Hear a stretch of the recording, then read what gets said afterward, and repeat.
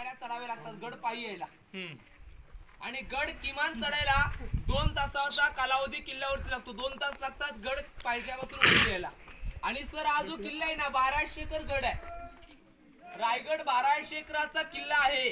आणि या किल्ल्यावरती 1200 एकरामध्ये काय काय बघायचं आहे. 350 घरं तुम्हाला गडावरती अशी पाहायचे. 350 वाडे गडावरती आहेत. गडावरती 11 तलाव तुम्हाला बघायला मिळतील. आणि 84 विहिरी गडावरती आज तुम्हाला पाहायला मिळणार आहेत. पण जिथून तुम्ही गाडी पार्किंग केली ना खाली गावात, तिथून किल्ला पाहिला, वाटला का एवढा मोठा किल्ला असेल? खालून दिसत नाही ना. वरती आल्याशिवाय तुम्हाला गडाचं महत्व समजणार नाही.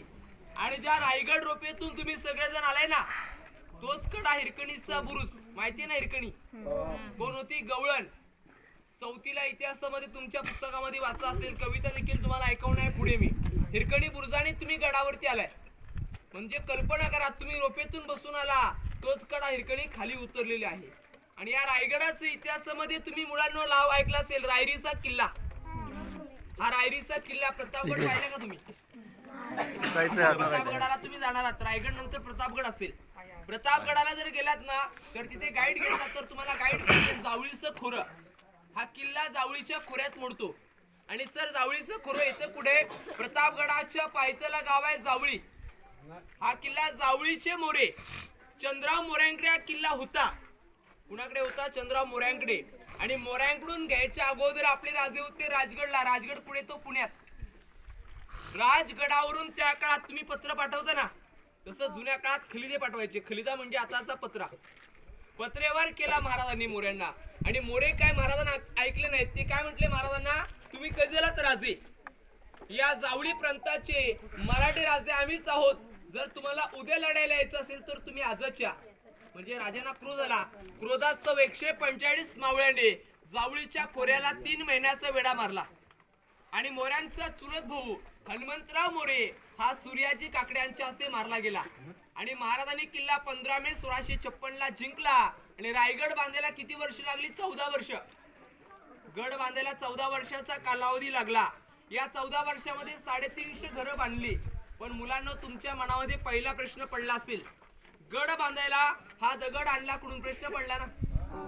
कारण की आज आपण 100 पायऱ्या चढलोय. 100 पायऱ्या चढताना आपण थकून जातोय. मग रायगड किल्ला बांधायला हा भला मोठा दगड आणला कुठून? गडावरती 11 तलाव खोदली. 84 पाण्याच्या टाक्या खोदल्या. त्या टाक्याने तलावातून जो काय दगड होता तो गडाच्या बांधकामाला बांधलेला आहे. म्हणजे काय केलं? पिण्यासाठी पाण्याचा वापर तर झालाच, पण रायगडाच्या बांधकामासाठी दगडांचा देखील वापर केलेला आहे. आणि या बांधकामावरती इकडे लक्ष द्या, याच्यावरती पूर्ण छप्पर होतं त्या काळात. रायगडावरती छप्पर काय? सागाची लाकडं तुम्हाला माहिती असतील. सागवणी लाकडाची खांब असायची. वरून मातीची कवलं असायची जुन्या काळात. आतून काय असायचे? मखमलीचे पडदे. आणि गोंड्याच्या फुलांनी पूर्ण रायगडा सजवला जायचा. पण इंग्रजांनी हा किल्ला 10 मे 1818 ला उद्ध्वस्त केला. त्यावेळेस सगळं लाकडी बांधकाम जाळून टाकलेलं. आज तुम्ही दगडी इमारती पाहण्यासाठी एवढ्या लांबून गडावरती आलेला. ज्या रायगड रोपेतून बसून आपण ज्या गेट मधून आलो बघा सगळे, आता तुम्ही आलात ना गेट मधून, त्या गेटचं नाव आहे मेना गेट. मेना म्हटलं की डोली माहिती ना तुम्हाला, पालखी.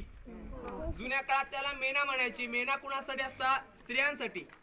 मेण्यामध्ये महाराजांच्या राण्या पॅकबंद मेण्यामध्ये बसून मागच्या बाजूला सूर्यास्त पाहायला जायच्या म्हणून त्या दरवाजाचं नाव मेना गेट आहे.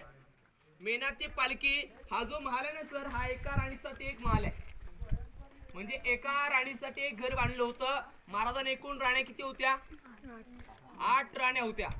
पण गडावरती महाल किती आहेत? 6. किल्ल्यावरती किती राण्या राहायच्या महाराजांच्या?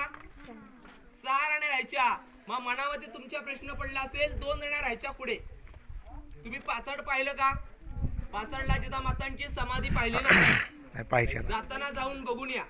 गडाच्या पायथ्याला जिजाऊंची समाधी आहे. मासाहेबांच्या सेवेसाठी पुतलाबाई पाचडला राहायच्या. पुतलाबाई म्हणजे कोण? 3 नंबरच्या राणी महाराजांच्या. आणि ज्या सईबाई होत्या, तुम्हाला माहितीये ना सईबाई? कुणाची आई? संभाजी महाराजांची आई. यांचं निधन झालं राजगडला. राजगडावरती सईबाईंची समाधी तुम्हाला सर बघायला मिळते. बाकी 6 राण्यांचे 6 माल इथे गडावरती बघायला मिळणार आहेत. राण्यांची प्रथम नावं सगळ्यांनी ऐका, लक्ष ठेवा. सईबाई, सोयराबाई, सगुणाबाई, गुणवंताबाई, काशीबाई, पुतलाबाई, लक्ष्मी आणि सकवारबाई 8 लग्न करण्याचं कारण देखील होतं गनिमी कावा ना. लोक वाढली पाहिजेत, स्वराज्य विस्तार वाढला पाहिजे म्हणून महाराजांनी 8 लग्न केली. म्हणजे विचारे, मोहिते, गायकवाड, शिर्के, इंगळे, पालकर, विचारे, निंबाळकर यांच्याशी सोयी संबंध महाराजांनी त्या काळात जोडली हिंदवी स्वराज्य वाढीसाठी. आता राणी मला तुम्ही आलाय ना, हा जो पहिल्या चौथऱ्यावरती आपण बघतोय ना, पहिला चौथरा ही राणीची आहे सदर. सदर म्हणजे आपल्या घराचा हॉल ना. मित्र परिवार आला तर आपण हॉलमध्ये बसतो. जुन्या काळात हॉलला सदर म्हणायचे. आणि पाठीमागे खोली आहे अंतापुरा. अंतापूर म्हणजे आपले बेडरूम ना. आणि बेडरूमच्या पाठीमागे सर 400 वर्षापूर्वीचं टॉयलेट देखील आहेत अटॅच. जुन्या काळात टॉयलेट बाथरूम देखील तुम्हाला बघायला मिळतील. आणि बाजूला ती हवा काढण्यासाठी खिडकी देखील आहे. आता राणी महाल पाहिलेला आहे.